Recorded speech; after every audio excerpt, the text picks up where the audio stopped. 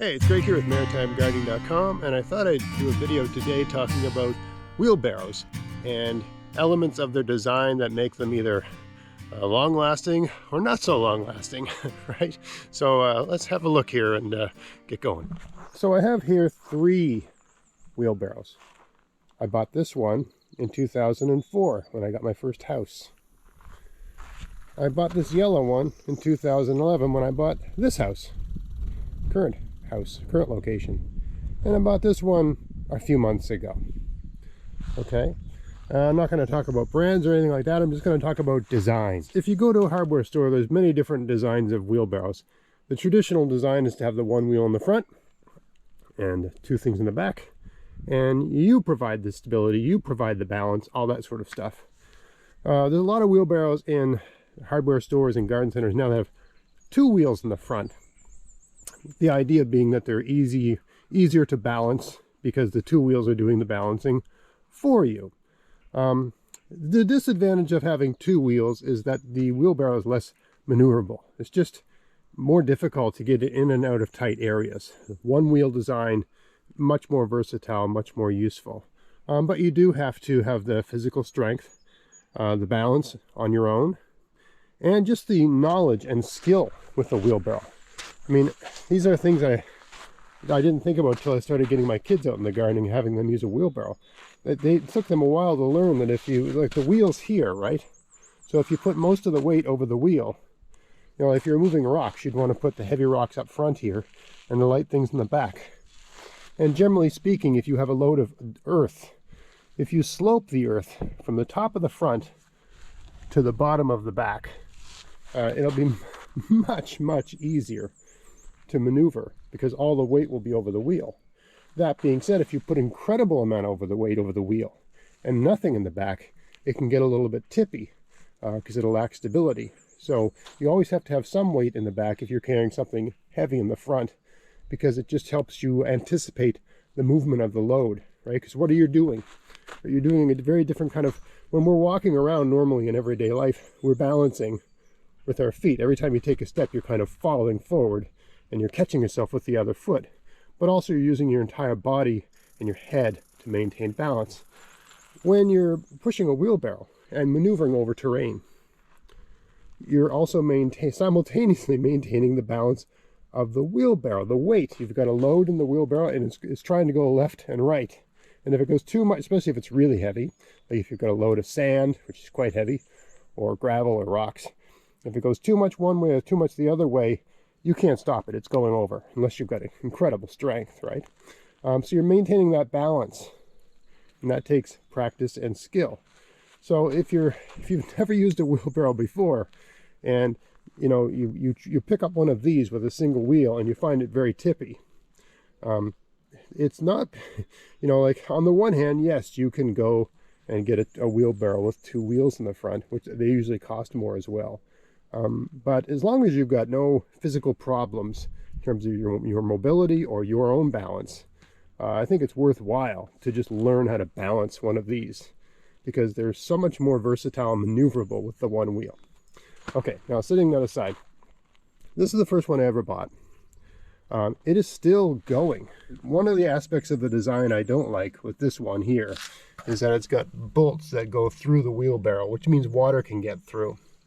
Okay, which means water can get through and go through here and get into the wood and that sort of thing. Now, this wheelbarrow, I'm going to just tip it over here. This is the second frame it's had. Okay, the original one had a frame and it rotted out. And they do that, especially if you don't maintain them, which I'm inclined not to do. So the original frame rotted out.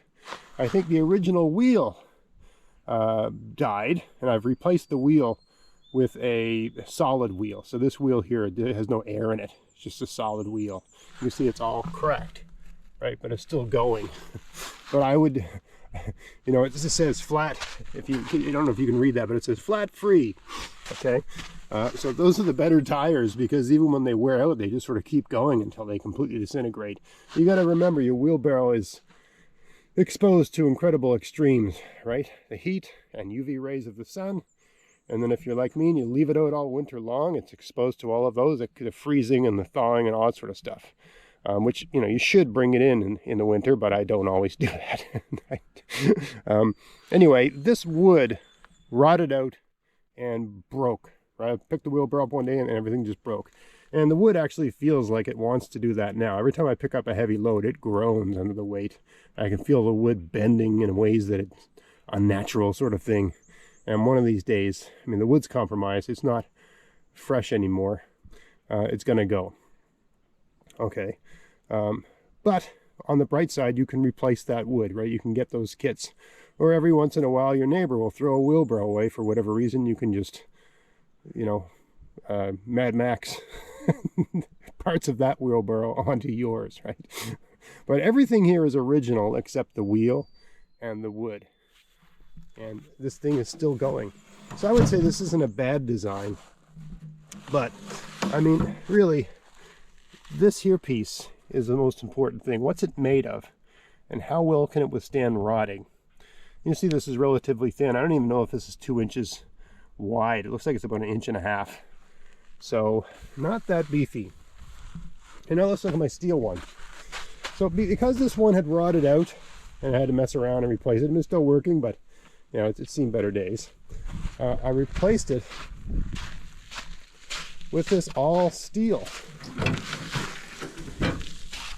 wheelbarrow. That, again, it came with a flat free tire, great feature. And this one said contractor grade. That's what it said. And when I put it together, it felt very solid, very durable, all metal, okay? But one thing was awfully strange. This piece here, this spacer, plastic. Well, I mean, plastic, you know, I mean, there are certain plastics that can last a very, very long time and are very, very tough. But this was not. It's hollow and flimsy and it's cracked, you can see. Also, for whatever reason, this wheelbarrow had a relatively thin gauge of steel.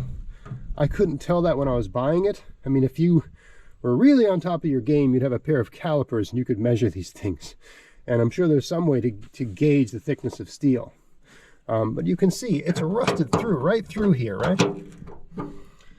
I mean, water gathers here. Sometimes you leave your wheelbarrow out and water just sits in it and eats away out of it. But, I mean, you know, if you're looking at the old blue one, it still hasn't rusted through.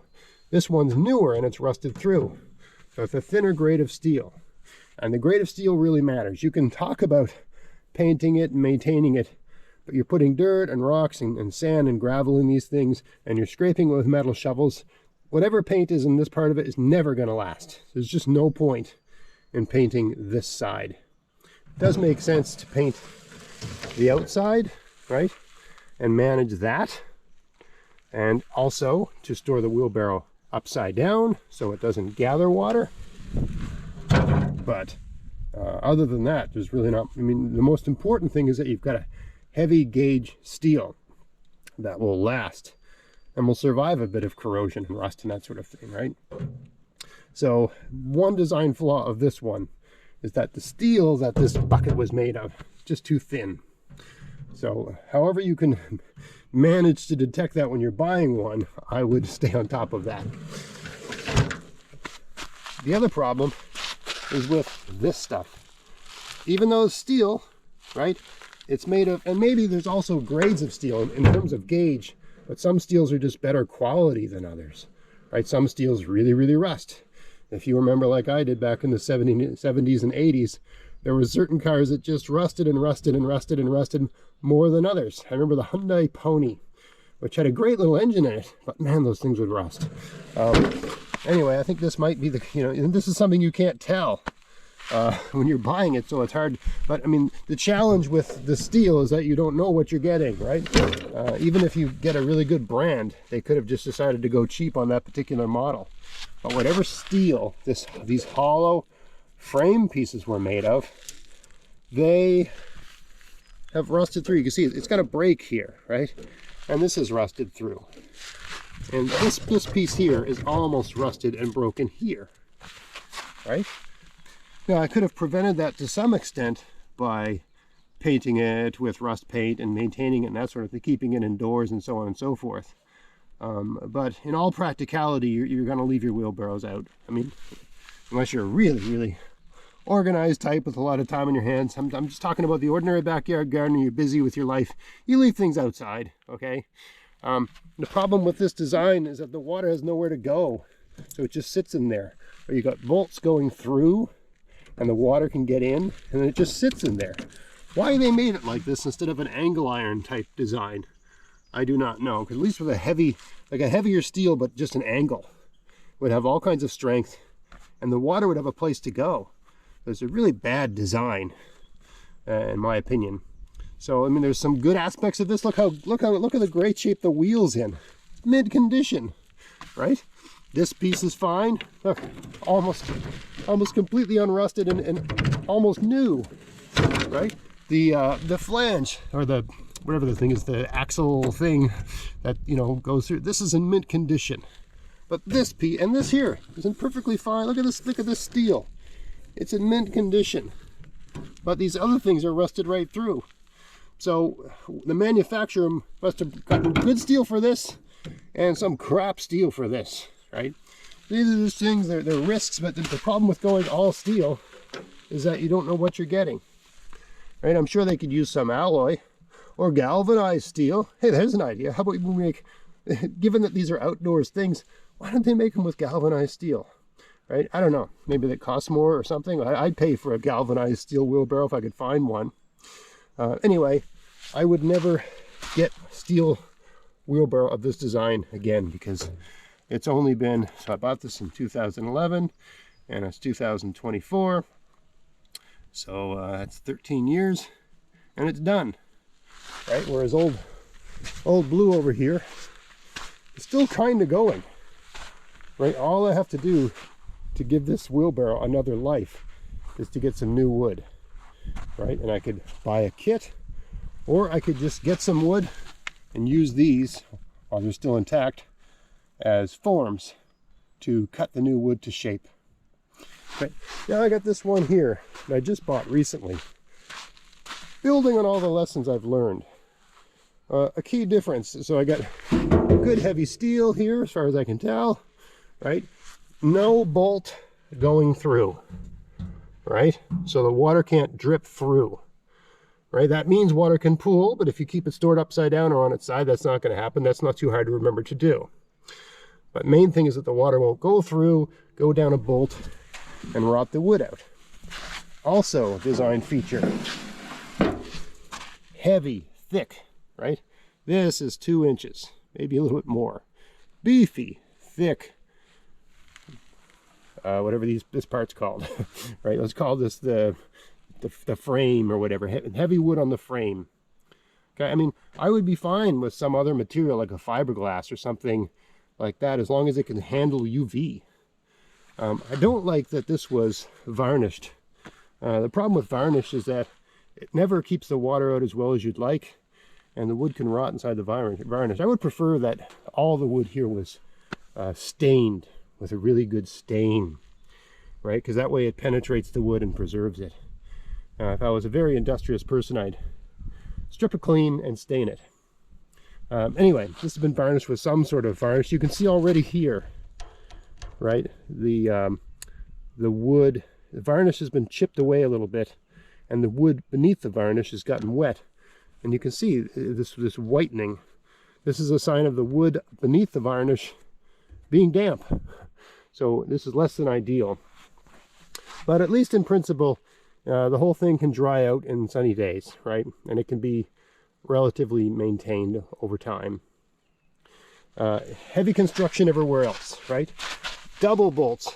The problem with this front thing here, you need it for the design of the wheelbarrow, but you can see with the single, it moves around, you know, it'll become loose, and it can actually jam up against the wheel and break it. The other one has that same design flaw. At least with this one, it's got 2 bolts, so this will not move, right? And just heavy, heavy, heavy all around, right? Washers, right? And heavy construction. That's what you want. And I guess for maintenance, the main thing would be to never leave it, always turn it upside down when you leave the garden, or at least if you know there's a rain coming so water doesn't gather in it. And during the dry part of the year, August, right, which is at least where I live, that's the driest part of the year, you have a reasonable assumption that the wood has dried out completely. And that would be a good time to just get out a little cheapo dollar store paintbrush and some paint or varnish or whatever you've got for exterior use. Give it a little scrape or a little sand, and which I have not done, right? But that is a good thing to do to maintain the wood for as long as possible and keep it from rotting, right? If you can do that, I think it'll make a huge difference to the longevity of the wood. Because if you don't do that, you can expect about 10 years before, I mean, it all depends on where you live. Where I live, it's a very damp, mossy, dewy place, Nova Scotia, right? Trees grow on rocks here, right? So we've got lots of moisture, lots of rain, lots of moisture, lots of dew, that sort of thing. Things are just going to rot. Wood does not last here, right? If you're living in some place like Arizona or some really dry place, it's a completely different equation. I guess when you think about everything I've said in this video, bear in mind the context that I'm coming from. A place with rain and dew and that sort of thing, where things rust a lot. And if you lived in a drier place, I would expect a wheelbarrow like this would be fine and last a long time, right? But in a place with lots of rain and dew and moisture, it's just less than ideal. Strangely enough, the wood outlasts the steel. Anyway, just a little video on wheelbarrows, things I've learned over the years in terms of when you're buying the wheelbarrow, what kind of decisions you make. It is worthwhile to spend a little bit more to get a little bit better quality, because these things don't last a year or two. They can last a decade, maybe ideally 2 decades, right? Nothing lasts forever, but if you've got heavy gauge steel and a good design and good construction and good components, you have a reasonable expectation that it should last a couple decades. That would be nice for something to last a couple decades in this day and age. So these are some things to think about when you're making that purchase. I hope you found this video interesting. If you did, please like, share, subscribe, and until next time, get out there, get at it, have fun in your garden. Thanks for watching.